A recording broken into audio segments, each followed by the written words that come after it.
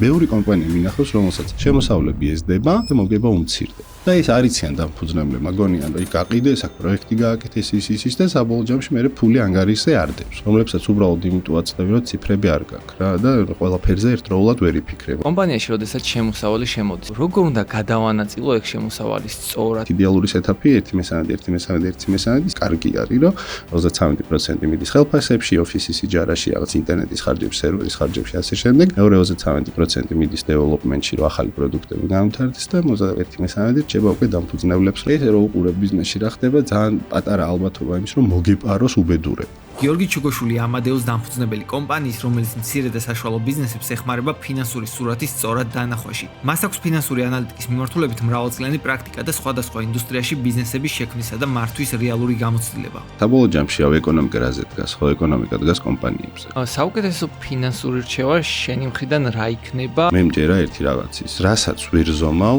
იმას ვერ მართავ. თავარ ნაწილს თუ არ უყურებ რა ხდება, ვერც მარკეტინგი გიშველის და ვერც ნახვები გიშველის. ხო, საბოლოო ჯამში ბიზნესი დადის ფულზე. როგორ შემიძლია დავიწყო ბიზნესი? მაშინ როცა 1000-1500 ლარი მაქვს ხელფასი? არის დროები, როდესაც შესაძლებლობები იხსნება. და ეხა მგონია, რომ არის ეგეთი დრო. და შემდეგი 10 წელი იქნება ისე, რომ სამყარო როგორიც არის დღეს, ისეთი აღარ იქნება. მოგესალმებით მეგობრებო, პირველ რიგში ძალიან დიდი მადლობა, რომ უყურებთ ეპიზოდებს, ალაიქებთ, აკომენტარებთ, რადგან ეს ჩემთვის ძალიან დიდი мотиваცია არის.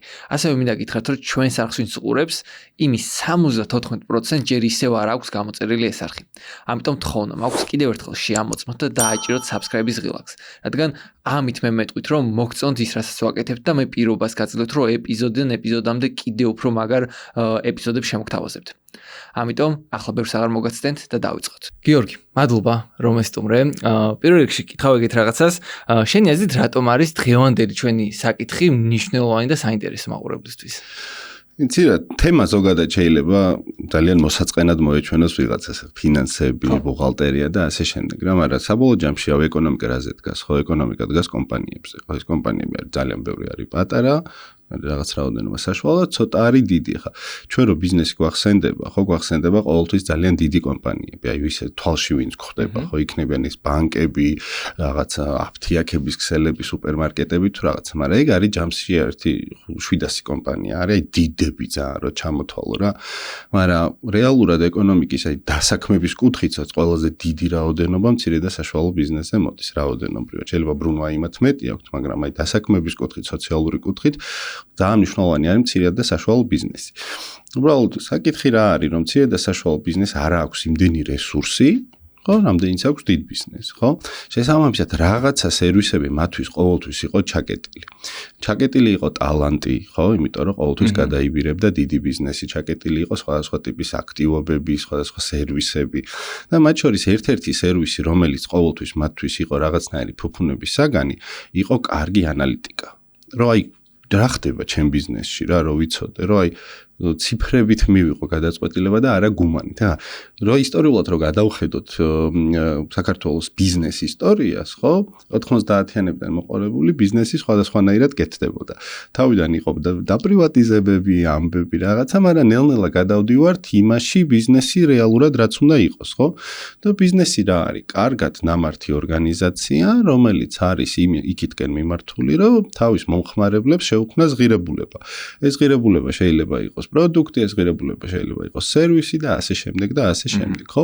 ამიტომ მცირე და საშუალო ბიზნესი და ზოგადად ბიზნესი და ინოვაციები ბიზნესში არის, ხო, დღევანდელი ჩვენი სასაუბრო თემა, განსაკუთრებით ფინანსების მიმართულებით, მაგრამ იმიტომ არის მნიშვნელოვანი, რომ დღევანდელი ტექნოლოგიური ერა და ეტაპი რაღაცა სერვისებს ხდის ხელმისაწვდომს ბიზნესებისთვის, რომლებისთვისაც ეს იყო ჩაკეტილი დიდი ხნის განმავლობაში. ეს, რა თქმა უნდა, არის რაღაცა სტანდარტული ახალი ტექნოლოგიები და ცალკე არის ხელოვნური ინტელექტი, რომელიც, რა ვიცი, ადრე რო შენ მოგდავებოდა, რომ ქონოდა რაღაცა საოპერაციო პროგრამა, რომელშიც იმუშავებდი, ამაში უნდა გადაგიხადა 9 მილიონი. ან უნდა გემუშავა Excel-ში, ხო? ეხლა ეგრე აღარ არის, ხო? ძალიან მარტივად შეგვიძლია, რომ რაღაცეები და იაფად გავაკეთოთ. ამიტომ გონია, რომ მოდის რაღაცა ტრანსფორმაციის ეტაპი, როდესაც აი ეს გეპი, რაც იყო დიდ ბიზნესსა და მცირე და საშუალო ბიზნესს შორის, იმ კუთხით, რომ მათ ფულისგან გამომდინარე ქონდათ ბევრად მეტი რესურსი, რომ რაღაცეები ეკეთებინათ და სწორად ემართათ თავისი კომპანია, თავისი ფინანსები, ეგები ნელ-ნელა მცირდება ტექნოლოგიების გამოყენებით რა და ამიტომ მგონია მნიშვნელოვანი, რომ ძალიან ბევრმა მცირე და საშუალო ბიზნესის დამფუძნებელმა გაიგოს, რომ რაღაცა იცვლება და რა იცვლება, იქნებ ეს ხმა მივიტანოთ, რომ ახალი შესაძლებლობები ეხსნებათ. გასაგებია. მოდი მოკლედ კითხავ, აი ვინც არის ის ამადეოს შესახებ. ამიხსნა რა კომპანია არის, რას აკეთებს და რატომ გაგიშთა სურვილი ამ კომპანიის გაკეთების? ამადეო არის პირველი პროგრამა ფინანსური ანალიზისთვის, ხო? ეხლა ბაზარზე ჩვენ ხვდებით ძალიან ბევრ პროგრამას, რომელიც არის ბუღალტერიისთვის და ბუღალტერია უკვე ისეთი გაჯერებული ბაზარი არის, ხო? იქ არის დაახლოებით 10 პროგრამა, ძირითადი მათი ბაზა იყო რუსეთიდან წამოღებული თავის დროზე 90-იანებში რაღაცა პროგრამები, რომლებიც განავითარეს, დააშენეს, მერე გარდაქმნეს და ასე შემდეგ, ხო? მაგრამ არის უკვე რაღაც ქართული, ასე თქვა, ჩანასახებიც. მაგრამ ეს არის უკვე გაჯერებული ბაზარი და კომპანია, რომელსაც ნორმალური ბრუნვა აქვს, უკვე ბუღალტერი უნდა ყავდეს. ხო, იმიტომ რომ სხვა შემთხვევაში საგადასახადო ორგანოებთან პრობლემები შეექმნება და უკვე სტანდარტია კომპანიას ხნი ბუღალტერი ყავს. მაგრამ კომპანიის გახსნას ბუღალტერის ყოლა ერთი მხრივ რაღაც თუ კარგი ბუღალტერი ყავს, გაზღვის იმაში რომ საგადასახადოსთან პრობლემები არ გექნება და всё. ხო? და რეალურად ამ ბაზაზე ბევრად მეტი რაღაცის გაკეთება შეიძლება. აი როგორც წეგან თქვი, რომ შენ თუ გაქვს დიდი კომპანია, კარგად მოწესრიგებული ბუღალტერი ყავს და ზემოდან ყავს ფინანსური ანალიტიკოსი, რომელიც არის საკმაოდ ძვირადღირებული კადრი, შეიძლება ის იყოს 5000 ლარი, 6000 ლარი და ასე შემდეგ, რომელიც იღებს ამ მონაცემებს, აანალიზებს და შენ როგორც დამფუძნებელს და მენეჯერს გეუბნება, რომ იცი რა, აი აქ პრობლემა გვაქვს. ეს ხარჯი გაგვექცა. ამ შემოსავალში ჩამორჩენა გვაქვს. ეს პროდუქტი უფრო კარგად იყიდება, ვიდრე მეორე პროდუქტი, ხო? და ასე შემდეგ და ასე შემდეგ, ხო? ამიტომ ჩვენ თქვით ესეთი რაღაცა, რომ მოდი გავაკეთოთ, რადგან ტექნოლოგიები უკვე ხელმისაწვდომია და რა ვიცი, დემოკრატიზაცია გავუკეთოთ, მოდი ფინანსებს, რა. და ხელმისაწვდომი გავხადოთ ყველასთვის ძალიან მაგარი ფინანსური ანალიზი, აღონ ძალიან იაფად. რომ აი ეს გეპი რაც წინ რითიც დავიწყეთ, ეს შევამციროთ, რომ პატარა კომპანიაც რო გაქვს, რა, მილიონი რო გაქვს ბრუნვა, 500,000 რო გაქვს ბრუნვა, ისეთივე მაგარი ფინანსური ანალიტიკის შესაძლებლობა გქონდეს, როგორც აქვს მაგალითად დიდ კომპანიას, ხო? ეს იყო ამადეოს იდეა, რომ დემოკრატიზაცია გავუკეთოთ ფინანსურ ანალიზს და რაღაც ლაქშერი ხელმიუწვდომელი სერვისი რო იყო დამფუძნებლისთვის, ის გავხადოთ ხელმისაწვდომი. და მცირე და საშუალო ბიზნესი რაღაც ინტუიციიდან მართვის ეტაპიდან გადავიყვანოთ data driven მიდგომაზე. ხო, აი მონაცემებით რომ მიიღო გადაწყვეტილებები შენ ბიზნესში რა ხდება, როგორ ხდება და ასე შემდეგ. ხო, ამიტომ დავიწყეთ რომ ესეთი მარტივი ლოგიკა ავიღეთ, რომ ბუღალტერია ხო ყველას აქვს. ბუღალტერიაში ხო ყველაფერი ჩანს, რაც კომპანიაში მოხდა. მოდი ახლა ყველას ფაქტიურად გავუკეთოთ ციფრული ფინანსისტი, რომელიც აი ამ ბუღალტრ უკვე არსებულ ბაზას აიღებს და დაუმუშავებს ისე როგორც ბაზარზე საუკეთესო ძვირადღირებული ფინანსისტი დაუმუშავებდა, რასაც გაუკეთებდა, ხო? რომ კომპანიას ქონდეს შესაძლებლობა, რომ დირექტორმა დილა დაიწყოს იმით, რომ გახსნას დეშბორდი, ნახოს რა მოხდა მის ორგანიზაციაში გუშინ წინ, რა ფული შემოვიდა, რა ფული გავიდა, ვისთვის რა გადასახდელი, მისთვის რა გადასახდელი, დაგეგმოს თავისი მომავალი და ისე მიიღოს გადაწყვეტილებები უკვე ხვალ როგორ აგრძელებს თავის ბიზნეს საქმიანობას. და არა ცოტა წარმოიდგინე, რომ ავიღოთ 200 წლის წინ, რომ გემზე ხარ და გზა უნდა გაიკვლიო ვარსკვლავებით. მაგალითად, ხო, აი რაღაც დაახლოებით ეგრე მართავენ დღეს ბიზნესს, რომ ან Google Maps-ი რო არ იყო და რო ჩახვიდოდი სადღაც უცხო ქვეყანაში და ეხა საით გაუხვიო, საით წავიდე, ასე შემდეგ, ხო? დღეს უკვე გვაქვს თანამედროვე ტექნოლოგიები, რაღაცა Google Maps-ი და ის და ნავიგაცია და GPS-ი, რომელიც პირდაპირ გეუბნება, რომ ესე წადი, ხო?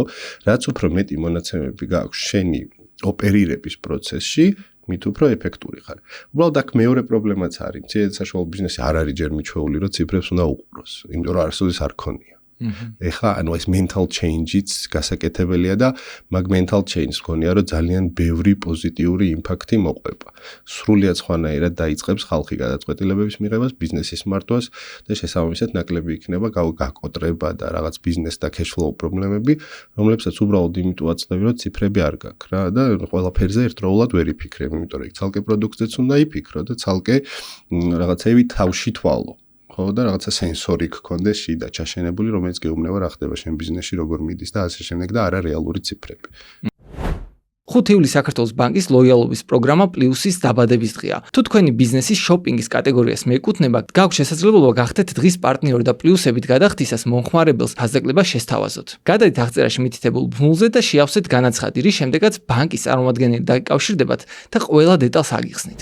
საქართველოს ბანკი ბიზნესს თავაზობს ერთიან ციფრულ პლატფორმას, ბიზნეს მენეჯერს, რომელიც კომპანიებს საშუალებას აძლევს ერთი სივრციდან მართონ ფინანსები, შექმნან მარკეტინგული კამპანიები და გაანალიზონ სამომხმარებლო ტენდენციები, რაც მონაცემებზე დაფუძნებული გადაწყვეტილებების მიღებას უადვილებს. ამ პლატფორმის ერთ-ერთი მთავარი მოდულია გადახდების მენეჯერი, რომელიც კომპანიებს საშუალებას აძლევს ეფექტიანად მართონ გადახდები, ნახონ, აკონტროლონ და დაამატონ გადახდის ახალი მეთოდები. პლატფორმიდან სრულიად ციფრულად შესაძლებელია ისეთი სერვისების დამატება, როგორიცაა ბმულით გადახდა, ვებგვერდის ღილაკი, პოსტ-ტერმინალი და სხვადასხვა გადახდის მეთოდის ინტეგრაცია. ის ასევე აერთიანებს გადახდის სრულ ისტორიას, შემოსავლების ანალიზსა და ისეთი ოპერაციების სამართავად გამოიყენება, როგორიცაა თანხის დაბრუნება. ფინანსური ოპერაციების მართვის პარალელურად ბიზნეს მენეჯერი კომპანიებს მარკეტინგული აქტივობების განხორციელებაშიც ეხმარება. ის ბიზნეს საშუალებას აძლევს შექმნას ფასდაკლებები, ქეშბექის ან პლუს ქულების შეთავაზებები და მიაწოდოს საქართველოს ბანკის 1.8 მილიონზე მეტ აქტიურ მომხმარებელს. ისეთი არხებით, როგორიცაა მობაილ ბანკი და სკულაპი. ეს მენეჯერი ეხმარება კომპანიებს მიზანზე ორიენტირებული კამპანიების დაგეგმვასა და მომხმარებელთა ქცევაზე, დაკვირვებით სამიზნე აუდიტორიაზე მორგებული შეთავაზების შექმნაში. იმ შემთხვევაში, თუ ბიზნესი კარგად მუშაობს, მაგრამ არ იზრდება, რა არის ყველაზე ხშირი პრობლემა, შეცდომა მაგ დროს? იცი რა, მოდი ცოტა შემოვატრიალებ მაგ კითხვას. მე მინახია ბიზნესი, რომელიც იზრდება, მაგრამ ცუდად მუშაობს. ხო, ანუ შემოსავლების ზრდას ხედავთ ხშირად, მაგრამ საბოლოო ჯამში თავარი ბიზნესში რა არის რა? თუ გინდა რომ სამომავლოდაც გაიზარდო, თავარი ის არ არის რომ ხელა ბრუნვა გაქვს. ხო, აი ბრუნვა შემოსავალი რამდენი ქონდა, ანუ ბიზნეს როგორ აფასებენ ხოლმე რომ ხელა ბიზნესი, ხო? ანუ ბრუნვა რამდენი ქონდა, რეალიზაცია რამდენი ქონდა, მაგრამ ეგ საბოლოო ჯამში მარტო ერთი ინდიკატორი არ არის, ხო, საკმარისი. ასევე საკმარისია რამდენი რჩება ამ შემოსავლიდან, ხო, იმიტომ რომ ეს რაც რჩება, მე იყოფა ორ ძირითად ნაწილად. ერთი რომ დაინვესტირო, რომ სამომავლოდ კიდე გაიზარდოს და ახალი პროდუქტები და სერვისები შესთავაზო, ახალი გუნდი აიყვანო, გაძლიერდე და ასე შემდეგ. და მეორე რომ საბოლოო ჯამში დამფუძნებელი რო ხარ, გინდა რომ სახშიც წაიღო, ხო? ანუ ჩვენ დამფუძნებელი რას ხელფასზე ამბობს უარს და იწყებს ბიზნეს საქმიანობას, რომ იქიდან კონდეს შემოსავალი, უფრო მაღალ რისკში შედის, მაგრამ უფრო მეტი უკუგების ისიც აქვს. ხო, ამიტომ შესაბამისად ბიზნესებზე როდესაც ვსაუბრობთ, მარტო ის რამდენი გაყიდეს არასოდეს არ არის საკმარისი. უნდა ვნახოთ ასევე მოგება რამდენი დარჩა, ხო? ამიტომ ბევრი კომპანია მინახავს, რომელსაც შემოსავლები ეზრდება და მოგება უმცირდება. ხო? და ეს არიციან დამფუძნებლები, მაგონიან, რომ იქ გაყიდეს, აქ პროექტი გააკეთეს ის და საბოლოო ჯამში მე ფული ანგარიშზე არდებს, ხო? ეს არის ჩვეულებრივი სტანდარტული პრობლემა და მცირე და საშუალო ბიზნესის ბაზრიდან გასვლის და გაკოტრების ერთი ძირითადი პრობლემა არის, რომ cash flow, ანუ ფულადი სახსრების მოძრაობა ვერ მართეს. სადღაც ისე დაგეგმეს, რომ გაიჩითენ რამდენიმე თვიან მინუსში და ეს მინუსი მე ვეღარ ამოვავსეს, ხო? იმიტომ რომ იქ საკრედიტო რესურსი არ აქვს, საქართველოში საბანკო სექტორი ცოტა უფრო ისეთია რა, სახლი თუ არ ჩადე უზრუნველყოფაში, ეს ხს არ გაძლევენ ბიზნესს. ანუ ხო რაღაც ცოტა უცნაურ რაღაცა, ხა არაუზრუნველყოფილი სესხი ძალიან ცოტა შეიძლება 1-200,000 ლარი ალბათ შეიძლება აიღო, მეტი ვერა რა. ხო, და ამიტომ მე მინახავს ბევრი ბიზნესი, რომელიც თითქოს იზრდება, მაგრამ ცუდად იმართება, ხო? აქ უკვე ხარჯების ნაწილი, ფულის მოძრაობის ციკლი, ბევრ რაღაცას უნდა უყურო, ხო? აი, მარტივ მაგალითი მოყავთ ხოლმე, როცა ამისი ხაზგასმა უნდათ, მაგალითად რა ვიღოთ, ამერიკის ავიაციის ინდუსტრია. თუ სწორად მახსოვს, არის დაახლოებით 500 მილიარდ დოლარიანი ბიზნესი, ანუ ინდუსტრია, ხო, ძალიან დიდი ინდუსტრია არის. მაგრამ იქ საშუალო ბილეთის ღირებულება, რა ვიღოთ, ხო, სადაც $119 ერთი ბილეთი რა ღირს. მოგება რჩებათ ავიაკომპანიებს 30 ცენტი ამ $119-დან, ხო? ანუ თითქოს უზარმაზარი ინდუსტრია არის ბრუნვის ამბავში, ხო? ინვესტიციების ამბავში, კაპიტალის ამბავში, მაგრამ მოგება გაწურული არის კონკურენციიდან გამომდინარე. ამიტომ ეგ არის ყოველთვის მნიშვნელოვანი, რომ სწრაფად რო ვიზდებით, არ ნიშნავს, რომ კომპანიებს კარგად მართავთ. ეხლა იმის თქმა არ მინდა, რომ ამერიკის აირლაინსები და ისინი ცუდად მართავენ, მაგრამ იქ ძალიან მაღალი კონკურენცია არის, ხო? ამიტომ ეგ ბიზნესში ყოველთვის მნიშვნელოვანი არის, მაგალითად Google-ი რო ავიღოთ, ხო, საპირწონეთ, ხო, შეიძლება ბევრად აჯერ ნაკლები იყოს ბრუნვა, მაგრამ მოგება თავის მარჟა აქვს, ნახევარი თითქმის, ხო?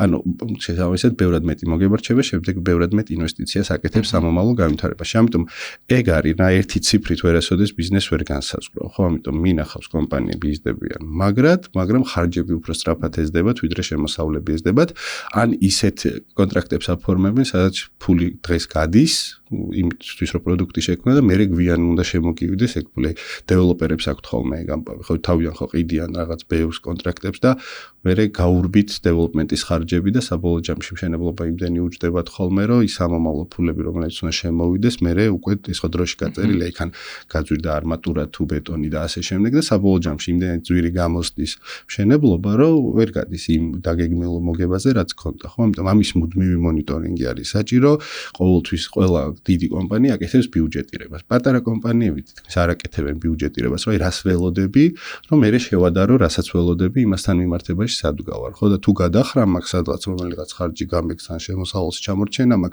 მალევე უნდა ავტეხო განგაშის ზარი. როგორც წესი ეს პრობლემები ჩანს ხოლმე, უბრალოდ რაღაცნაირად მიყუჩებული არის და იგებენ, როცა უკვე ძალიან დიდ მასშტაბზე გავა და მე მოგვარება რა თქმა უნდა არის ძალიან რთული. აი მე რო ეხა ბიზნეს ვიწყებდე რა და აი მინდა რომ აი ეს ფინანსების საკითხი ანალიტიკა ჩემ საქმეში გავთვალოს. აი პირველ რიგში რას უნდა მივაქციო ყურადღება როგორ დავნერგო ჩემ საქმიანობაში და რა ინსტრუმენტები არსებობს რაც უნდა გამოვიყენო მოკლედ ამ ყველაფერში და რამდენად მივაბავარებ, რამდენად ხშირად უნდა ვაკეთო, ვაანალიზო და ამ შემდეგ. ხო, სტანდარტულად როგორ იყო ხოლმე? სტანდარტულად ბიზნესი როცა გყავს, იყვან ბუღალტერს, რომელიც ესე ყოველ ზის და აღრიცხავს, კარგი ბუღალტერი აღრიცხავს ყოველდღიურად მიყვება ბიზნეს ოპერაციებს, არიან ბუღალტრები, რომლებსაც ხანდახან დეკლარაციებს აბარებენ და ჩამორჩენა აქვთ აღრიცხვაში და მერე 3 თვეს, 4 თვეს ერთად აკეთებენ. ეგ არის ძალიან ცუდი პრაქტიკა. მაგრამ დაუშვათ ისიც, რომ გყავს ბუღალტერი, რომელიც კარგად მიყვება და ყოველდღიურად აღრიცხავს და ასე შემდეგ, ხო? ეს მერე ხო ვიღაცამ უნდა გარდაქმნას შენ რეპორტად. No, ამისთვის ცალკე კადრი ყავს ხოლმე, რომელიც თვეში ერთხელ, როგორც წესი, ამზადებს რაღაცა მონაცემებს, რომლებითაც მე შენ რაღაცა Excel-ის რეპორტს გამოგიგზავნის, რომელიც თუ შენ ფინანსები კარგად არის, ვერ იგებ იმ რეპორტში რა ხდებოდა, ხო? რაღაც 3 უწყისი, რაღაცა ფულადი სახსრების მოძრაობა, მოგება ზარალი და ბალანსი გამოგიგზავნა და ეს არის ფინანსისტის, ასე ვთქვათ, ძირითადი საქმე და იმან თავის საქმე გააკეთა. შენ რაღაც 3 ცხრილი გაქვს, რომლითაც ვერ ხვდები, ეხა რა უნდა გააკეთო რა. ამიტომ იდეალური ის ეტაპი არის, როდესაც აღრიცხვა მიყვება დროს ესე ყოველდღიურად და ეს ავტომატურად შენ გაქვს ტელეფონში ან კომპიუტერში როგორც ანალიტიკა. ეს არის იდეალური ეტაპი. აქამდე ეს იყო თეორიულად შეუძლებელი, ახლა ეს არის შესაძლებელი. რა თქმა უნდა, კარგი ბუღალტერი უნდა ყავდეს, პლუს ემონდა ნამადე უნდა დავაშენოთ. მაგრამ დიდი კომპანიებისთვის ცოტა სხვანაირად არის, ხო, ისინი იმათ არ ყოფნით უბრალოდ ფინანსური ანალიტიკა. მათ უნდათ კიდე ძალიან ბევრი სოფტები აქვს, საოპერაციო სოფტები აქვს ისიც და უნდათ რომ ერთიან დიდ სისტემაში, ანალიტიკურ სისტემაში გაერთიანდეს ეს ყველაფერი. ამისთვის ისინი იყენებენ რაღაც Power BI-ს, Tableau, Qlik-ს ეგეთ ინსტრუმენტებს, მაგრამ იქ სხვა პრობლემა, იქ უნდა ყავდეს ტექნიკური კადრი, ანალიტიკოსები და ასე შემდეგ, ვინც დაგიდიზაინებს, მიგიერთებს ამ სისტემას და მერე მეინტენენს გაუკეთებს. რაც ერთი 10,000 ლარი მაინც დაგიჯდება თვეში, აი კარგად რო გქონდეს გამართული, ხო? ამიტომ თუ ბიზნეს ვიწყებთ, იდეალურია რომ კარგი ბუღალტერი გყავდეს, თუ კარგი ბუღალტერი არ გყავს, ავი 1000 კომპანია აუთსორსზე, ვინც გააკეთებს, ხო იქ რაღაც Loyalty-ა, Nexia და ასე შემდეგ, ვიდეოა, ბევრი კომპანია აუთსორსზე გავიტანთ ბუღალტერიას, იქ უკვე ვიცით რომ ხარისხი დაცული არის და კარგად მიყვებიან. ერთ დღეში დავაერთეთ ზედ ამადეო და live რეჟიმში ფაქტიურად უყურებს ჩვენ ბიზნესში რა ხდება, ხო? ანუ ეს რო უყურებ ბიზნესში რა ხდება, ძალიან პატარა ალბათობა იმის რომ მოგეპაროს უბედურება. ხო? თავი ანუ ჩანს ნელ-ნელა მოდის და უკვე ხედავ და ისე რომ 4 თვის მერე რა უკან მოიხედა, რამხელა პრობლემა შემქმნია, აი ეგეთი სიტუაციისგან უკვე დაზღვეული ხარ. კომპანიაში როდესაც შემოსავალი შემოდის, აი როგორ უნდა გადავანაწილო ეგ შემოსავალი სწორად და როგორ ასე ვთქვათ დავგეგმო, რომ ჩემ კომპანიასაც დარჩეს ეს თანხა, მეც მოგებაში გავიდე და ანუ მოკლედ წინსვლა იყოს რა მაგ კუთხით ფინანსური. ну გააჩნია რა თქმა უნდა ინდუსტრიაში ხო ხა მაგალითად თუ ჩვენ პროდუქტით ვაჭრობთ ხო ეს არის ჩვენი ძირითადი ბიზნესი ხო მან არის ყველაზე ესე აქტიურად რასაც უნდა უყუროთ არის ის რომ რამდენი დაგვრჩა ჩვენ თანხა მას შემდეგ რაც პროდუქტის თვითღირებულება გავისტუმრეთ ხო ანუ რაღაცა ჯერ უნდა იყიდო და მერე უნდა გაყიდო და შენ მარჟაზე მუშაობ ხო როგორც წესი ეგ მარჟა არის ხოლმე სადღაც ну თუ იმპორტ-ექსპორტზე ვლაპარაკობ დაახლოებით 50% არის ხოლმე თვითღირებულებიდან ანუ ნახევარია თვითღირებულება და და ნახევარი რჩება მე რომ სხვა ხარჯები გაისტუმროს. სხვა ხარჯები არის ხელფასები, ადმინისტრაციის, მარკეტინგის ხარჯები, ოფისის იჯარა და ასე შემდეგ და ასე შემდეგ, ხო? და თუ 50%-იან მარჟაზე მუშაობ, ეგ არის კაი. უბრალოდ აქ მეორე მომენტი შემოდის ხოლმე, მე მინახავს კომპანიები, რომლებსაც ეგ მარჟას კარგად უჭირავთ და ზდაც კარგი აქვს, მაგრამ იმდენი ზედმეტი მარაგი აქვს საწყობებში, რომ ეს ძალიან ტვირთად ეკიდება ხოლმე კომპანიას, ხო? მარაგი რა არის რეალურად? შენ ფულს დებ, ინვესტიცია უნდა ჩადო მარაგში, ხო? მაგალითად, შენ თუ იყიდე რაღაცა პროდუქცია $1,000,000 და საწყობში გიდევს, ეს $1,000,000 შენ გაყინული გაქვს. საიდანღაც უნდა მოგეტანა ეს $1,000,000, ხო? ან ძველი მოგება უნდა დააინვესტირო, ან სესხი უნდა აიღო, ან დამფუძნებელმა სახლიდან უნდა მოიტანოს. იმისთვის რომ მაგისი კოსტი კარგად გავიგოთ, ხო, რეალურად ყოველთვის სესხს ადარებენ. აი, სესხით რომ დამეფინანსებინა, სულ რო კაპიტალი იყოს ჩასმული, სესხით რომ დამეფინანსებინა, რა იქნებოდა მაგისი ფასი, ხო? ანუ თუ $1,000,000 სულ გაყინული გვაქვს, $1,000,000 რო წავიდეთ და ბანკში ავიღოთ, რა ვიცი, 12, 13, 14% ხარჯი ექნება, ხო? ბანკთან ამ პროცენტის გადასახდელი, ანუ სადღაც $150,000 მაგისთვის ყოველწლიურად ხარჯი მაქვს უბრალოდ ეს მარაგი რომ მედოს, ხო? რომელსაც ვყიდი, მე ვავსებ, მე ვყიდი, მაგრამ საშუალოდ თუ მიდევს $1,000,000 ყოველწლიურად $150,000 მაგისი ხარჯი მაქვს, ხო? ამიტომ აი ეგ მეტრიკა ვაჭრობაში 50% თუ გრჩება და ცოტა მარაგებს ეფექტურად მართავ, უკვე როგორც წესი არის ხოლმე საკმარისი იმისთვის, რომ რაღაცა სხვა ხარჯები გაისტუმრო და მერე დაგრჩეს, ხო? თუ ეკონომიკას შევხედავთ, სადღაც 17-18% არის ზოგადად მოგების მარჟა. ანუ უხეშად რო ავიღოთ რაღაც $1,000,000-იანი კომპანია, მოგება იქნება 180,000, 2,000,000-იანი რო ავიღოთ 360, 350,000. ეს საშუალოდ ხო ვიღაცას მეტი ექნება, ვიღაცას ნაკლები.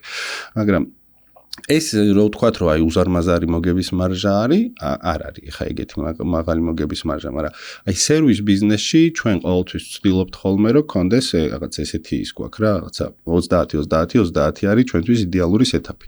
შემოსავლის 30% მიდის მიმდინარე ხარჯებში, 33% მიდის განვითარებაში და რეინვესტირებაში და 33% მოგება უნდა დარჩეს რა.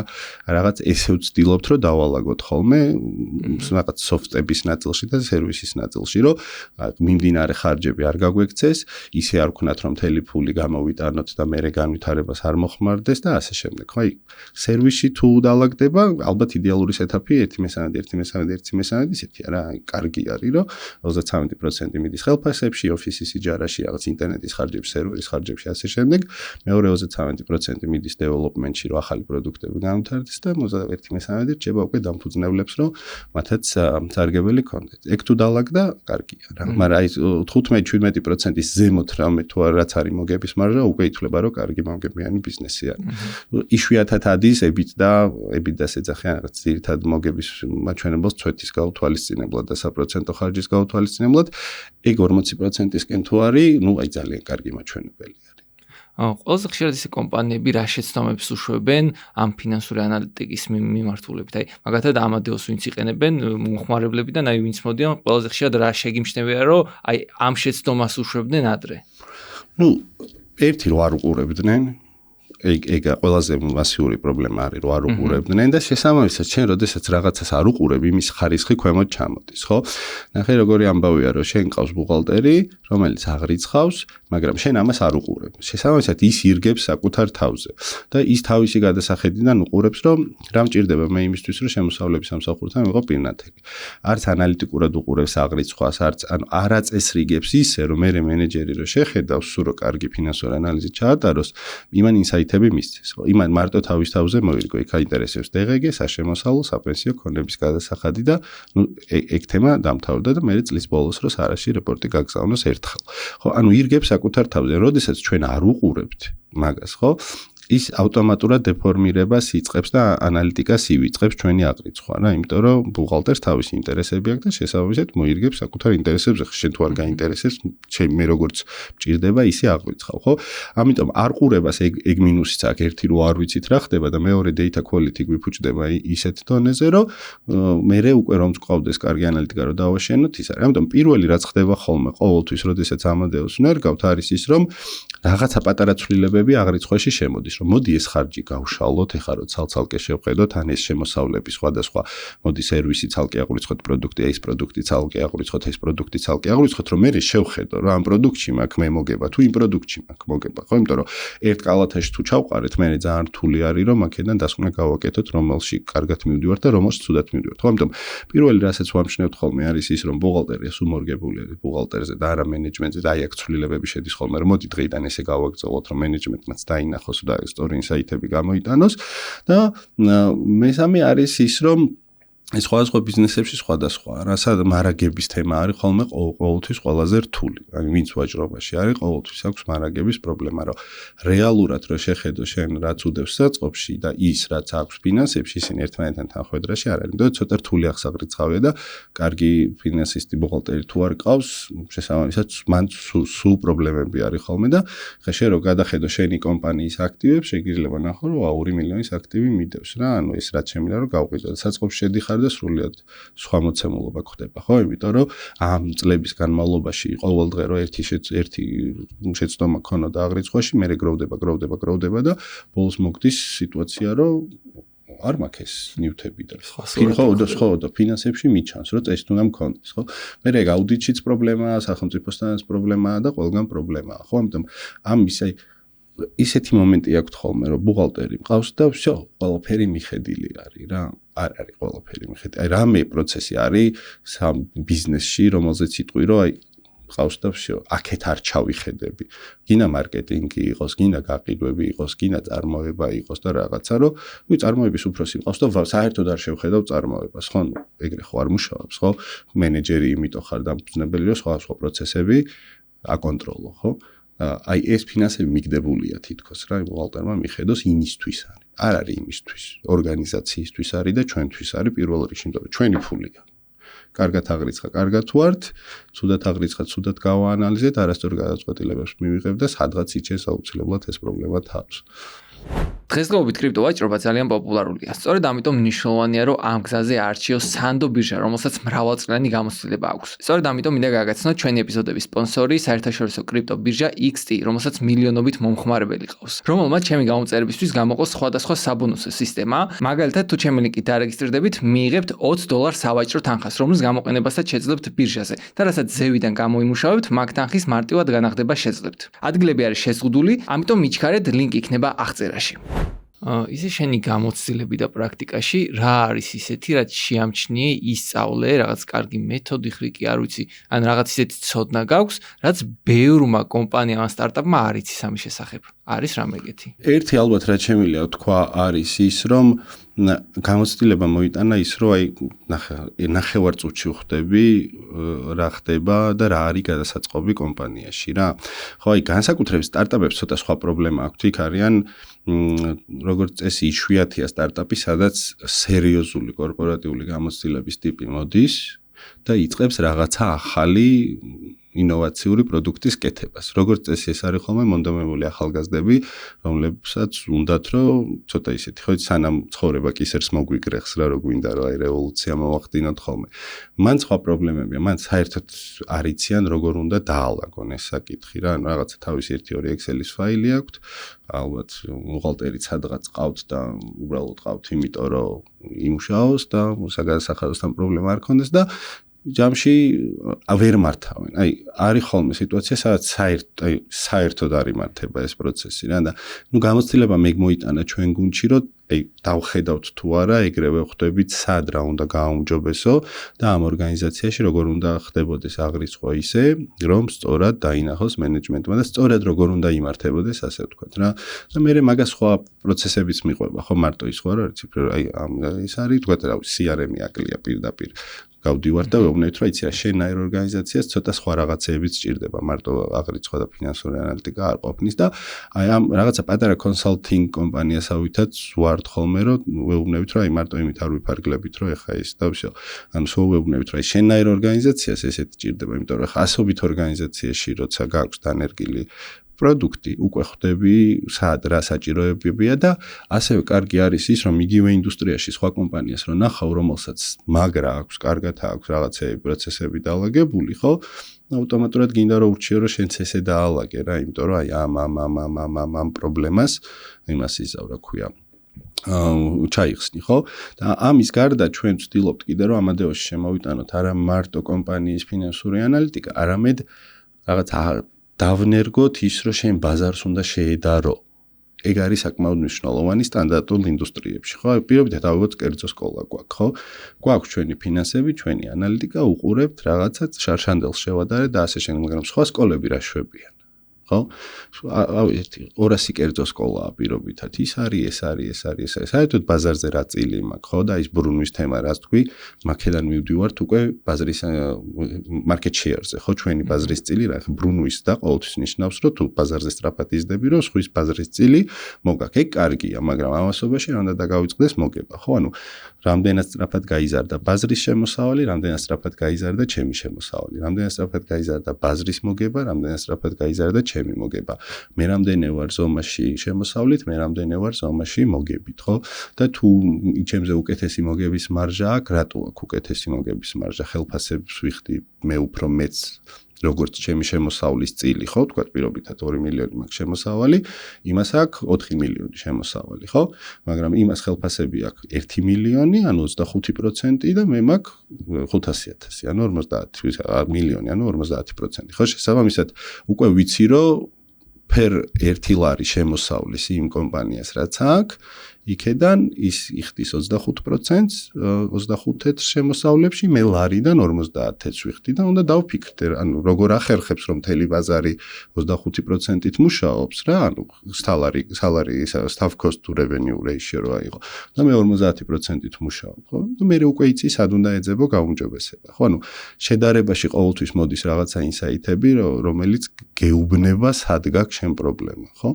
შესაბამისად, აი ეს თემები არის ხოლმე ერთი პირდაპირ ხედავთ სად არის, მეორე ვიცით best practice-ები და ვეხმარებით რომ best practice-ები დანერგონ და მესამე არის რომ ავტომატურად სისტემაშივე შეუძლიათ რომ შეედარონ სხვადასხვა ბაზრის მოთამაშეებს, ოღონდ ეს არის რა თქმა უნდა საჯარო ფინანსურ მონაცემებზე დაყრდნობით, ახლა ერთმანეთის იმას ხო ვერ ნახებთ, ამიტომ მთავრობა ყოველ წელს აგროვებს ყველა კომპანიის ფინანსურ მონაცემებს და იმაზე დაყრდნობით უკვე ბაზრის ანალიზშიც ვეხმარებით, რომ ნახე კიდე არის თქვა 30 სხვა მოთამაშე, ჯამური ბაზარი ამხელა, შენი წილი ამხელა, შარშან ბაზარი გაიზარდა ამდენი პროცენტით, შენ გაიზარდა ამდენი პროცენტით. შესაბამისად, ჩამორჩი ბაზარს, ხო? მომგებიანობა კარგი გაქვს, მაგრამ ზრდანელი გაქვს, ხო? აბა ნახე რატო გაქვს და ასე შემდეგ. ამიტომ ბევრი სხვა კუთხით ვაყურებინებთ ხოლმე და რაღაც საუკეთესო პრაქტიკები შეგვაქვს, რასაც სხვა შემთხვევაში ძალიან ტოპ კადრები უნდა აეყვანა, რომ ეგ ინსაიტები მიიღო. გასაგებია. შეგიძლია ამიხსნა, რა არის KPI და როგორ შემიძლია მაქსიმალურად კარგად გამოვიყენო ჩემს საქმეში? KPI არის ტერმინი, ინგლისურად Key Performance Indicator, ხო, ეს არის ძირითადი მაჩვენებლები, რომლებიც შენ გეუბნება შენი ბიზნესი როგორ ფორმაში არის. ხო, KPI-ები ზოგადად შეიძლება იყოს როგორც ფინანსური KPI-ები, ისე სხვა, მაგალითად საოპერაციო KPI-ები. პირობითად ჩვენ თუ გვაქვს რაღაცა ქარხანა, იქ შეიძლება იყოს ჩვენი KPI, რა ვიცი, გამოშვება დღეში, ხო? რაღაცა წყლის ქარხანა გვაქვს, ხო, რამდენი ბოთლი გამოუშვით საშუალო დღეში, რამდენი საათი მუშაობდა ჩვენი სისტემა, რამდენი ხანი იყო გაჩერებული, იმიტომ რომ maintenance-ზე იყო და ასე შემდეგ, ხო? ეგ არის სხვა ტიპის KPI-ები, ხო? ძირითადი კოეფიციენტები, რომელთაც მართავთ ჩვენ ბიზნესს. მაგრამ ფინანსებში ეს არის უკვე ჩვენი ფინანსური მაჩვენებლები, ხო? მაგალითად, შეიძლება იყოს როგორც თანხობრივი KPI, ისე შეიძლება იყოს პროცენტი, ხო, რაღაცა კოეფიციენტი რო ავიღოთ რა. მაგალითად, ეხა ერთი ყოველთვის ძირითადი KPI, რა თქმა უნდა, შემოსავალი არის, რომ რამდენი იყო ჩვენი შემოსავალი, რამდენი გვინდოდა რომ ყოფილიყო, მივახციეთ იმას თუ არა და ჩვენი შემოსავლის ზრდის ტემპი, ხო? წლიდან წლამდე, კვარტლიდან კვარტლამდე, თვიდან თვემდე რამდენი პროცენტით გაიზარდა. და კარგი რატო არის KPI-ები, რომ პირველ რიგში შენ აბიუჯეტირებ რამდენით გინდოდა რომ გაზრდილიყო, მერე ამონიტორინგებ რეალურად რამდენი გაიზარდა და ეს KPI-ი სამი პირობითად თუ წესრიგში გაქვს, დიდი ალბათობით ბიზნესში კარგად არის მდგომარეობა. ერთი თუ არის შემოსავლის, მეორე მოგების და მესამე ნუ რაღაცა გააჩნია კიდე ინდუსტრიას, მაგალითად თუ ვაჭრობა ხარ, აი სხვაობა შენ რეალიზაციასა და პროდუქტის თვითღირებულებას შორის რამდენი რჩება პროცენტულად. ეგ სამი რაღაცა თუ წესრიგში გაქვს, დიდი ალბათობით კარგად მიდიხარ, ხო? KPI-ები არის, ნუ რა ვიცი, ერთი ჩვენ გვაქვს სისტემაში 1 200, ხო? იქიდან ყველა ირჩევს თავისი ინდუსტრიის და თავისი კომპანიის შესაბამის KPI-ს და მაგის მიხედვით უკვე მართავს თავის ორგანიზაციას, ხო, რომ რა კარგად მიდის, რა ცუდად მიდის და ყველაზე კარგი არის KPI-ების დროში ყურება, რომ რაღაცა პროცენტი, აი ისევ რომ დაუბრუნდეთ იმ მაგალითს, ხო, ჩემი ხელფასების ხარჯი გაყოფილი ჩემ ჯამურ შემოსავალზე, ეგ არის კოეფიციენტი, ხო? Staff cost to revenue ratio 25% და 50% რო ვთქვით. ეგ დროში თუ 50 მქონდა, კარგად მივდივარ და ნელ-ნელა ჩამოვწიან შემოსავალი უფრო გავზარდე ვიდრე ჩემი ხელფასების ხარჯი პირობითად, ნუ მომგევიანობისთვის კაია, ხო? იქ რა თქმა უნდა თანამშრომლები არ უნდა დაჩაქრო და ხელოსები არ უნდა დაუკლო და რაღაცა, მაგრამ ხო რაღაცა შეგიძლია სხვადასხვა სერვისები შემოიღო და ასე შემდეგ, ხო, უფრო სხვანაირი. და თუ ზემოთ მიდის უკვე ეგ ინდიკატორია, რომ ცოტა ხანში იმ დონეზე ავარო, შენ საერთოდ შეიძლება ოპერირება შეწყვიტო, იმიტომ რომ შენი 70%, 80% თუ ხელფასებში წავიდა, კიდე იქით იჯერაში წავიდა, იქით სხვაგან წავიდა, ბოლოს უბრალოდ ოპერირებას ვეღარ გააგრძელებ. ხო, იმიტომ დროში დაკვირვება ამ ყველაფრის არის ძალიან მნიშვნელოვანი, განსაკუთრებით პროცენტული KPI-ების, რა, იმიტომ რომ ხელფასი, რა ვიცი, შარშან რომ მქონდა 2 მილიონი და წელს რო გავეცი 3 მილიონი, რა ვიცი, ცუდი ამბავია თუ კაი ამბავია.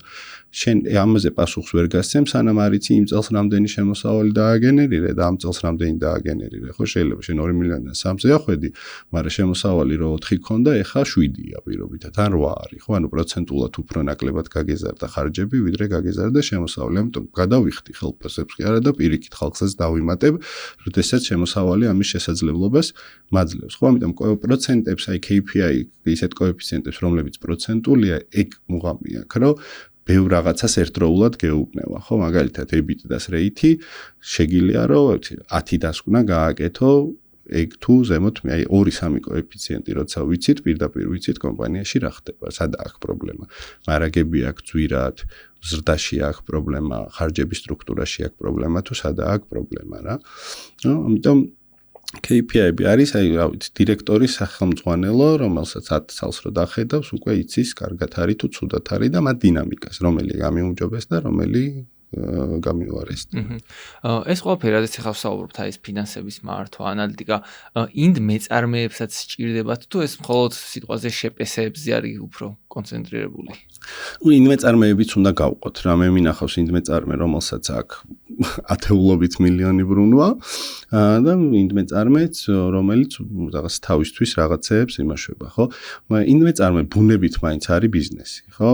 ეხლა ცოტა ხა 100,000 ლარზე მეტი თუ გაქვს ბრუნვა, მე უკვე დღეგეს გადამხდელი ხდები, მე უკვე რაღაცა ცოტა ანგარიშგებები გაქვს ჩასაბარებელი და ასე შემდეგ, ხო? ნუ სტრუქტურა ცოტა სხვანაირი არის და უფრო ალბათ შეპესეებზე და რაღაც იურიდიულ ერთეულებზე არის საკითხავი, მაგრამ იმათ ცოტა სხვა პრობლემა აქვს რა, ინდ მეწარმეებს აქვს თავისი ამ პატარ-პატარა დეკლარაციების ჩაბარების პრობლემა, რომელიც ბანკის ამონაწერიდან გამომდინარეობს და საკმაოდ ისეთია, ცოტა სხვა პროცესი არის და მაგისთვის სხვადასხვა გუნდები სხვადასხვა სოლუშენებს ცდილობენ ხოლმე რომ გააკეთონ, ხო, იმიტომ რომ ყველა გლოვოს კურიერია თუ ვოლტის კურიერია თუ ასე შემდეგ თუ ის არის, ეგენი ყველანი ინდ მეწარმეებად არიან რეგისტრირებული და რაღაცეები ჩასაბარებელი აქვთ, ხო, ეგ ცოტა სხვა პროცესი არის რა. ეხლა ინდ მეწარმე შეიძლება განვიხილოთ როგორც ფაქტიურად რომ დასაქმებული არის რამდენიმე ადგილას და ესე მომსახურების ხელშეკრულებებით მუშაობს, მაგრამ ინდ მეწარმეები მინახავს მე უზარმაზარი, რომლებსაც რაღაცა დიდი ტექნიკა ყავთ და აქირავებენ და მინახავს ისეთებიც, რომლებსაც სუპერმარკეტების ფრენჩაიზები აქვს და მილიონებს ატრიალებენ. ხო, ამიტომ ყველა ინდ მეწარმე ერთ კატეგორიაში ვერ გავიყვანთ, მაგრამ დიდ რაოდენობაზე თუ ვიძახით, მის პატარა ბრუნვა აქვს და ფაქტიურად მუშაობს ოღონდ მომსახურების ხელშეკრულებით, იმათ ცოტა სხვა რაღაცა ჭირდებათ, მაგრამ 20 მილიონს რო ატრიალებ ინდ მეწარმეთი იქ გჭირდება, რა თქმა უნდა.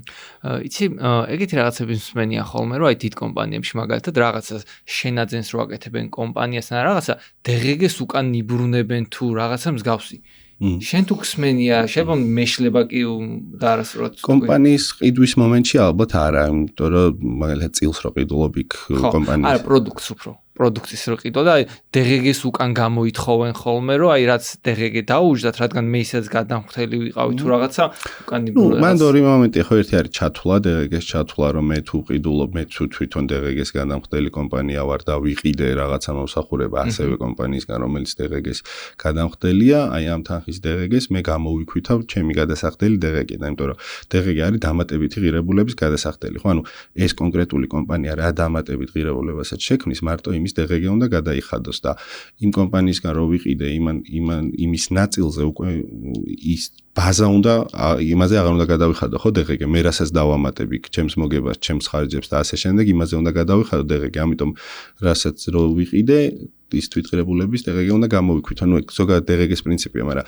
ერთი არის ხოლმე რა უძრავ ქონებაში არის ხოლმე ეგ ამბავი რომ მაგალითად შენ თუ DGG-ს გადამხდელი ხარ და იყიდე დეველოპერისგან რომელიც ასევე DGG-ს გადამხდელია რა თქმა უნდა და ეს პირველადი გაყიდვა არის ხო ამის შეგიძლია რომ ის DGG რაც აქტივში დაგიჯდა ხო გამოითხოვო შენ შემოსავლების სამსახურიდან შემოსავლების სამსახური ამ თანხას დაგისვავს ანგარიშზე და შეგიძლია პირობითად რემონტი გააკეთო მაგ თანხით ხო ანუ შენ როდესაც ოფისს ყიდულობ როგორც კომპანია ხო გირჩევნია ყოველთვის რომ იყიდო კომპანიისგან რომელიც DGG-ს ფაქტურას გამოგიწერს იმიტომ რომ ამ აქტივს შენ ჩაითვლი და ეს თანხა 18% შეგიძლია შემოსავლების სამსახურს მოთხოვო რომ დაგიბრუნოს და ქეშად დაგრჩეს ხელში როდესაც თუ ფიზიკური პირისგან იყიდი მაგას ვერ გააკეთებ რა მაგას აკეთებენ ხოლმე ხშირად რომ აი კომპანია კომპანიისგან რო ყიდულობს თქვათ DGG-ს დაიბრუნებს და მე ამ DGG-ი უკვე არემონტებს რა ეგეთ რაღაცები ხდება შენი გამოცდილებიდან მინდა ეხა უფრო ზოგად რაღაცებს შევეხო რა მაგალითად იმას რომ აი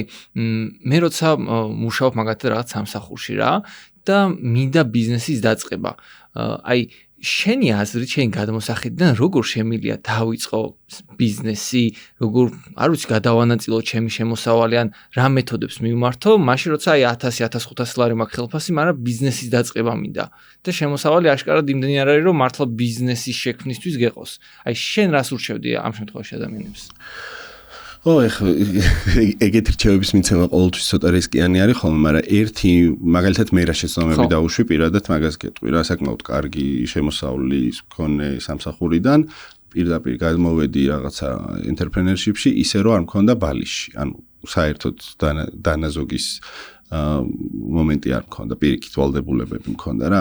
ეგ არის ალბათ ყველაზე ცუდი სცენარი, რომელიც შეიძლება რომ გავაკეთოთ, რომ არც დანაზოგი გქონდეს, თან სესხს ვერაფერს ვერ უზავ, ხო უნდა გადაიხადო და თან ბიზნესის კეთებაში გადადიხარ, რომელშიც 99%-ში მოლოდინები თავიდან უფრო ამბიციური გვაქვს, როგორ წავა ჩვენი საქმე, ვიდრე მე რეალობაში შევეჩეხებით ხოლმე 1000 რაღაცას, რომ რაღაცა ან დროში გაიწელა, ან მეტი ფული დაჭირდა, ან ისე არ გაიყიდა და ასე შემდეგ და ასე შემდეგ, ხო? რამდენიმე ძირითადი რჩევა, სესხით არასოდეს არ დავიწყოთ ბიზნესი, პირველი ალბათ ყველაზე მნიშვნელოვანი და ძალიან მარტივი ლოგიკა აქვს სხვათა შორის იმას, ნუ ერთი რომ მაღალ რისკიანი და რაღაცა, მაგრამ მეორე სესხი ძალიან ძვირია საქართველოში, ხო, ანუ 15% შეიძლება 16, 17, 19%, ანუ ბიზნესმა უნდა დაგიწეროს ერთი, ასე ვიცი, 50% მოგება იმ სესხით, რომ დაიწყებ ბიზნესს, რომ ძირიც გადაგიხადოს, პროცენტიც გადაგიხადოს და მე შენ რეკაპიკი შენც დაგჭეს, რაც ისი ალბათობაც არის ძალიან დაბალი, ამიტომ რომ წამოვიდეთ სამსახურიდან, ან ავიღოთ სესხი და იმ სესხით დავიწყოთ ბიზნესი, ნუ ეგეთი ძალიან ბევრი მინახავს, ვინც მე სახლის გაყიდვა მოუწია იმისთვის, რომ უბრალოდ ეგვალები დაეფარათ, ხო? ამიტომ განსაკუთრებით თუ პირველი ბიზნესი არის, არასოდეს არ ვიღებთ სესხს იმისთვის, რომ დავიწყოთ ბიზნესი, ხო? და მეორე, ყოველთვის უნდა ვეცადოთ, განსაკუთრებით პირველი, მეორე, მესამე საქმე, რასაც ვცდილობთ, სანამ გამოცდილებას მივიღებთ, რომ ისეთი საქმე არ იყოს, რომელსაც შეიძლება რომ დიდ მინუსში გავიდეთ, ხო? იმიტომ რომ სანამ დავამუღამებთ აი ამ კომერციულ საქმიანობას, ხო? იმიტომ რომ მაინდსეტი დასაქმებულის საერთოდ სხვა არის და მაინდსეტი ენტერპრენერის სრულიად სხვა არის და აქედან გადაწყობა სჭირდება დრო. ხო? რომ ისე კი არ უაზროვნოთ, როგორც დასაქმებულმა ადამიანმა, რომელსაც კონკრეტული როლი ჰქონდა კონკრეტულ ორგანიზაციაში და სტაბილურობაში იყო და უცებ გადმოდიხარ სივრცეში, სადაც ფინანსები ჩენ გაბარია, იურისტიც ჩენ ხარ, მწარმოებაში ჩენ ხარ, ფაბერი რომ დავიწყე, კურიერიც მე ვიყავი, ხო? ეგრეა, თავიდან ყველაფერი შენ ხარ და შესაბამისად ამაში ცოტა დრო გჭირდება, რომ გადმოეწყო და ამ მაინდსეტში ჩაჯდე. შესაბამისად, ყოველთვის ყველაზე ისეთი არის, რომ არ აღმოჩნდეთ სერიოზულ ფინანსურ ვალდებულებებში, არ ავიღოთ ცესხი, ან არ ავიღოთ ისეთი ბიზნესი, რომელიც მათ შეიძლება რომ მინუსში გაგვიყვანოს თავის რაღაც ვალდებულებები ავიღოთ და მე ის თუ ვერ შესრულდა, მე ჩვენი გადასახდელი გახდეს ეს ყველაფერი, ხო? ამიტომ ყველაზე კარგი ვარიანტი არის ხოლმე თავიდან დაპარალელება, რომ იმ სამსახურს ვიტოვებთ და ვაკეთებთ და საიდჯობად ვიღებთ რაღაცა მიმართულებას და როდესაც გრძნობთ უკვე რომ აქედან პოტენციალი არის და დინამიკა მოგდის და რაღაცა ხდება, შემდეგ ნელ-ნელა ამას ჩამოვწევთ ქვემოთ და მთლიანად ამაზე გადავერთვებით, მაგრამ ტრანზიცია იქნება ესეც smooth რა, ანუ სუბუქად გადავალთ. იმიტომ რომ როგორც წესი არის ხოლმე რომ მოდიან, სესხს იწყებენ და მერე why wish-ი არის რომ არ გამოვიდა, ხო, განსაკუთრებით პირველ საქმეში, იმიტომ რომ ვიცი, მე 1-2 შრამს მიიღებ პირველ საქმეში, მეორე საქმეში კიდე 1-2 შრამს და მე უკვე აღარ არის რა, უკვე ის არის შეჩვეული ხარ და მარტივად აკეთებ და გამოცდილებაც ყავს, გუნდიც ყავს და ასე შემდეგ, ხო? თან ყოველთვის ნოლიდან დაწყება არის ყველაზე რთული რაღაცა, ნოლიდან რომ დაიწყო საქმე, როგორც წესი თავიდან ფული არ გაქვს. და კვალიფიციური კადრებიც ვერ მოგყავს. შესაბამისად, ძალიან დაბალ კვალიფიციური კადრებით გიწევს, რომ აკეთო ამბიციური რაღაცა, რაც საკმაოდ რთული ამოცანა არის. ხო, ეხლა გამოცდილება რო არა აქვს შენ კადრს და აი ვერ ეტყვი რომ აი ეს შენ და მიხედე და მე კი ჩავერთვები და სადაც გაგიჭირდება და გეხმარები, მაგრამ ნუ მიხედე. და ეხლა კვალიფიციურმა კადრმა იცის, გაწერს გეგმას, დამოუკიდებლად მუშაობს, არ ჭირდება რაღაცა ესეთი ძიძობა რო დავარქვა თუ ხეშად რა, თავის მუშაობს და ხა როცა არ გაქვს ფული და ვერ ქირავ კვალიფიციურ კადრებს, ნუ დამწყებებით უნდა, რომელსაც არ აქვს გამოცდილება და რა უნდა ვერ მოთხოვ, ხო, რომ ახლა დამოუკიდებლად რაღაც თემას მიხედე, ხო?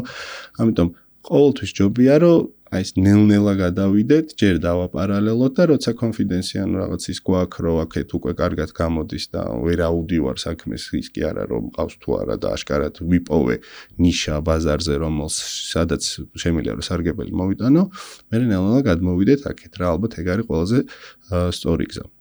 და მეორე რომ განსაკუთრებით ალბათ უფრო ახალგაზრდებისთვის არის ეს ამბავი, რომ AI-ის ტრენდებს არ უნდა ჩამორჩნენ. ანუ ხელოვნური ინტელექტით შეგიძლია რომ ეხლა არის ტერმინი მიკროსაასი, ანუ SaaS-ი არის software as a service, ხო, რაღაც აქამდე იყო ხოლმე რომ მაგალითად ყიდულობდი დიდ პროგრამას თავის ლიცენზიებით და ასე შემდეგ. მე ბოლო 10 წლის ტრენდი არის რომ კი აღარ ყიდულობ შენ პროგრამულ უზრუნველყოფას, ქირაობ, ანუ software as a service, ხო, ყველაფერი ეხლა ჩვენაც უსაც ვიყენებთ არის SaaS-ი, ხო, იქ რა ვიცი, იქნება Gmail-ი, იქნება Monday, იქნება თუ რაღაცა, ეხლა Gmail-ი ხო, ყოველთვის ვიხდით რაღაცა, ნუ თუ გვინდა storage-ი ვიხდით, Monday-ში ვიხდით, რაღაცეებში, CRM-ებში ვიხდით, ხო, ბევრ soft-ში რაღაც იმეილების დაგზავნა გვინდა, რაღაცას ვყიდულობთ $10, $9, $20, მაგრამ ყოველთვიურად ვიხდით, ხო? თუ აღარ გადავიხადეთ, ეს სერვისი გვიჩერდება, ხო? ამიტომ ეს რაღაც ბოლო 10 წელი იყო SaaS-ების ამბავი, მაგრამ ეს SaaS-ები ამადეოს უფრო SaaS მოდელია, ხო? რომ ერთი ვიღაცა ცენტრალიზებულად ამვითარებს soft-ს და მე ბევრს აწვდის იჯარით, ასე ვთქვათ, პატარ-პატარა თანხების სანაცვლოდ, მაგრამ ეხა კიდე მოდის კიდე უფრო რაღაც მიკროსაასების მიმართულება, რაც ნიშნავს იმას, რომ პირობითად შენ AI-ის დახმარებით შეგიძლია მიხვიდე 20 კომპანიასთან და უთხრა, რომ აი დაგიწერ soft-ს რა, რომ შენ როგორი soft-იც გინდა, ისეთ soft-ს დაგიწერ და თვეში 1000 ლარი გადამიხადე პირობითად. და უკვე იმდენად მარტივია AI-ით ამ რაღაცეების აწყობა, რომ თუ ეს კარგად დაამოღამე, ბიზნეს პროცესები კარგად გესმის და ასე შემდეგ, შეგიძლია რომ 20 კომპანიას თავისუფლად დაუწერო რაღაცა მასზე მორგებული პროგრამა, რომელთაც ის 10000, 20000, 30000 ლარს დაზოგავს, იმიტომ რომ დაუავტომატიზდება პროცესები, შენ 1000, 2000, 3000 ლარს გადაკიხდის და 10 კომპანია რომ 3000 ლარს კიხდის, უკვე ისეთია რა, კარგი სტაბილური cash flow გაქვს და შეგიძლია მერე კიდე იფიქრო, თან შენი გრაფიკი გაქვს, უკვე თავისუფალი ხარ, როგორც გინდა ისე მუშაობ და შეგიძლია რომ რაღაცა ნაბიჯები გადადგა. ამიტომ დღეს თუ გვინდა რაღაცის დაწყება, თუ ცოტა ტექნოლოგიების მიმართულებით წავალთ, აი AI-ის ტრენდებს არ უნდა ჩამორჩეთ და მიკროსაასების ტრენდებს არ უნდა ჩამორჩეთ. საუკეთესო ფინანსური რჩევა შენი მხრიდან რა იქნება, აი კომპანიის მხრივ, რაც უნდა გაითვალისწინოს აუცილებლად? მართე ციფრებით. ანუ ჩვენ ერთი ყოველთვის ვიძახი და ალბათ ყველგან სადაც მივალ მაგას ვიტყვი, რომ მე მჯერა ერთი რაღაცის რა და წინაზე ვთქვი, რომ რასაც ვერ ზომავ, იმას ვერ მართავ. ეგ არის ჩვენი კომპანიის, აი ყველაფერში ეგ არის, რომ რასაც ვერ ზომავ, იმას ვერ მართავ. ხო, შენი მაგალითი ავიღოთ ტრაფიკს და view-ებს რო ვერ ზომავდე YouTube-ზე. მართავდი შენ პოდკასტს? მაგრამ ბევრ რაღაცა გაგიჭი, ანუ ანალიტიკა ბევრ რაღაცაში გეხმარება. ვერ მართავდი, ხო, იმიტომ რომ კარგი ვიდეო იყო თუ ცუდი ვიდეო იყო, როგორ უნდა გაიგო, ხო, უნდა ჩახედო ციფრს, ხო? ანუ რა ვიცი, როდის მომცემს YouTube ვერცხლის იმას, რა ქვია, ნიშანს 100,000-ზე, რა ვიცი, თუ ვერ ხედავ დღეს სად გავარ და რა ტრენდი მაქვს, ეხლა შენ რო ჩახედო შენი პოდკასტის ტრენდს, ხო იცი თვეში დაახლოებით რამდენი საბსკრაიბერი გემატება. შესაბამისად, მოლოდინი გაქვს დაახლოებით 100,000-ზე როგორ წახვალ. თუ ერთი ვიდეო გაგივარ და მერე ის ამდენს დაგიმატებს და ასე შემდეგ. ხო, ანუ ციფრები უბრალოდ ესეთ რაღაცეებში ძალიან მიღებული გვაქვს, რომ გვაქვს ეს ციფრები, ხო? იქ რაღაც Facebook-ის რეკლამას რო გაუშვებთ, რამდენმა ნახა, ქალმა ნახა, კაცმა ნახა, რაღაცები იქ დაალაგებულია და ყველაზე მნიშვნელოვანში თუ არ უყურებთ და ყველაზე მნიშვნელოვანს ფულს თუ არ მართავთ, ხო? როგორ შეიძლება მერე სწორი დასკვნები გავაკეთოთ, ხო? ანუ სათვალე ბრმად ოპერირება გამოდის. ამიტომ ყოველთვის ვეუბნებით, რომ ზუსტად იცოდეთ, რომ რასაც არ გაზომავ იმის მართვაზე ამბიციაც და ის პრეტენზიაც ვერ გექნება, იმიტომ რომ ბრმად ოპერირებ და მეორე ალბათ კიდე რაც შეიძლება უთხრათ არის ის, რომ ოპერაციების დაგეგმვას აქვს ყველაზე დიდი მნიშვნელობა რა. აი როგორ დაგეგმავ შენ ოპერაციებს და როგორ გააციფრულებ შენ სამუშაო პროცესს. რა ეგ არის ერთ-ერთი ყველაზე მნიშვნელოვანი რაღაცა და მანდაც რა თქმა უნდა სხვა ციფრებსაც უნდა უყურო, მაგრამ სულ ყველგან არის ერთი პრობლემა, რომ ყველა იგონებს თავის ველოსიპედს. ანუ ყველა კომპანია პატარა განსაკუთრებით იგონებს რაღაცა ველოსიპედს. ყველას თავისთვის იდიზაინებს და best practice-ებისგან არიან, აი ძალიან შორს არიან ხოლმე best practice-ებისგან. ნუ ეგეც გასაგებია, როდესაც მოკავს კადრი, იმ კადრმა იცის როგორ ვაკეთებ და ის წინა სამსახურში და იგივე პრაქტიკა გადმოაქვს ამ სამსახურში. და ესე არის აი ვინ როგორ მუშაობს, best practice-ებს არავინ დროს არ უთმებს იმას, რომ რაღაც დავჯდეთ 1 საათი, 2 საათი, 3 საათი რაღაცა თუ დავგეგმოთ და ისე ვიმუშაოთ რა და ვხედავთ რომ აი ყველა მუშაობს აი თავისებური ველოსიპედები აქვს გამოგონილი და ამიტომ ჯობია ყოველთვის რომ პირველი აიღო best practice და იმითი იმუშაო და მეორე დროში უყურო რა ხდება შენ მთავარ ნაწილში რომელიც არის ფული. თავარ ნაწილში თუ არ უყურებ რა ხდება და თუ არ ზომავ თავარ ნაწილში რა ხდება, ვერც მარკეტინგი გიშველის და ვერც ნახვები გიშველის. ხო, იმიტომ რომ საბოლოო ჯამში ბიზნესი დადის ფულზე, უნდა შემოვიდეს უფრო მეტი ფული, ვიდრე გადის ფული. და თან ფულის შემოსვლა-გასვლა საკმაოდ ისეთი ქაოტური პროცესია ბიზნესში და ამას თუ არ ადევნე თვალყური საად რატო როგორ წავიდა, მერე უცებ აღმოჩნდები, რომ უბრალოდ ფული არ არის.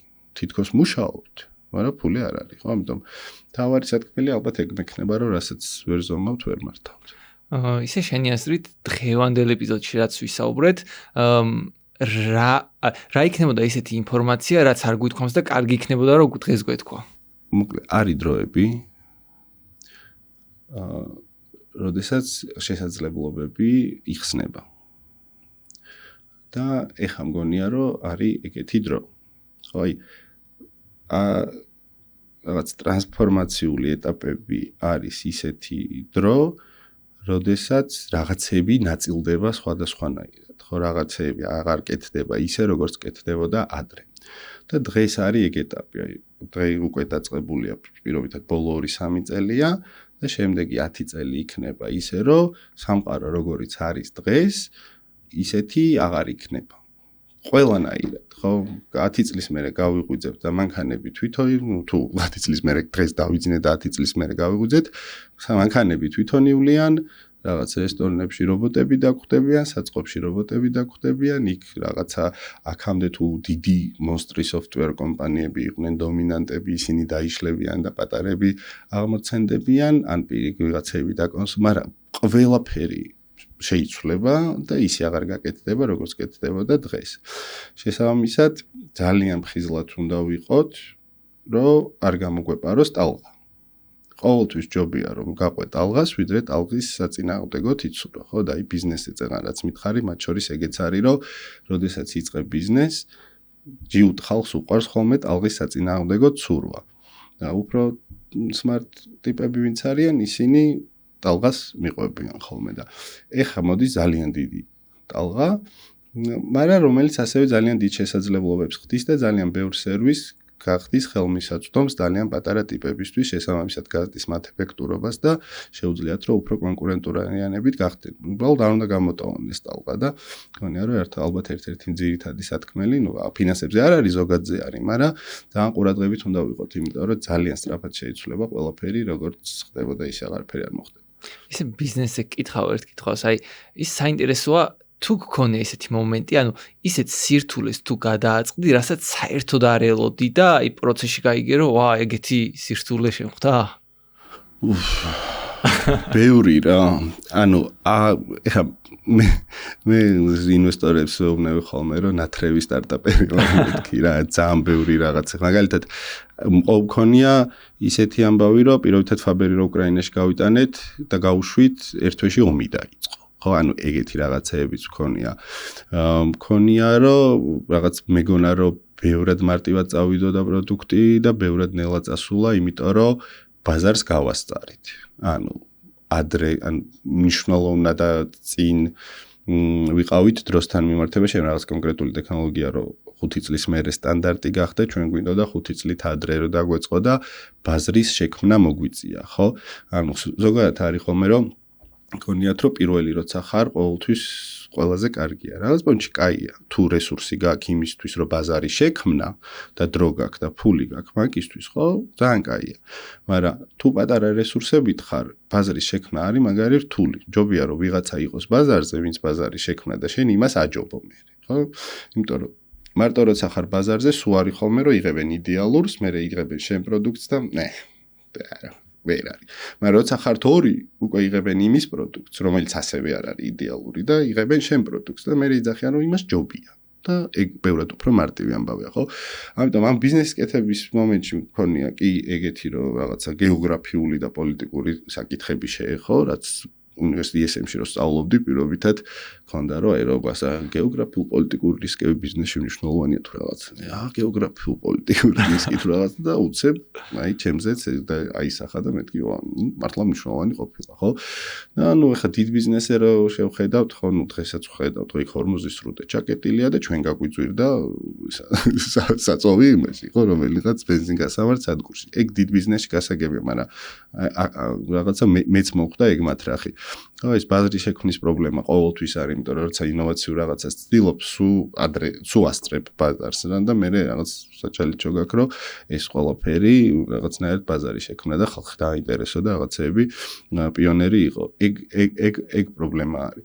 და ცალკე არის კიდე რა ვიცი, ახლა კანონმდებლობა შეიცვალა სამეწარმეო კოდექსი და ყველა კომპანიაზე მოგვიწია რაღაცეების კეთება იმისთვის, რომ უბრალოდ სტატუს-კვოში დაუბრუნებულიყავით და კომპანიები ეს არის წარმოება არ შეწყვეტილიყო ამ კომპანიებს შეძლებოდა საქმიანობის გაგრძელება. ეგეთი რაღაცეებიც სულ თავზე გეცემა და მეორე მხრივ არის ეს აქედან AI-ი ძალიან სწრაფად შემოგვიარა რა, იმიტომ რომ ახლა ჩვენ რა გავაკეთეთ, ხო, ჩვენ ავიღეთ რომ ყველას ხო გაქვთ ბუღალტერია, ეხლა გაგიკეთებთ ერთ soft-ს, რომელიც ამ ყველაფერს წაიკითხავს, რომელი ბუღალტრული პროგრამაც არ უნდა გქონდეს და ანალიტიკას გაგიკეთებს, state of the art ანალიტიკას გაგიკეთებს და აქედან შემოგვიარა AI, რომელიც უკვე გვაძლევს შესაძლებლობას იმისას, რომ ერთი პროდუქტი კი არ იყოს ყველასთვის.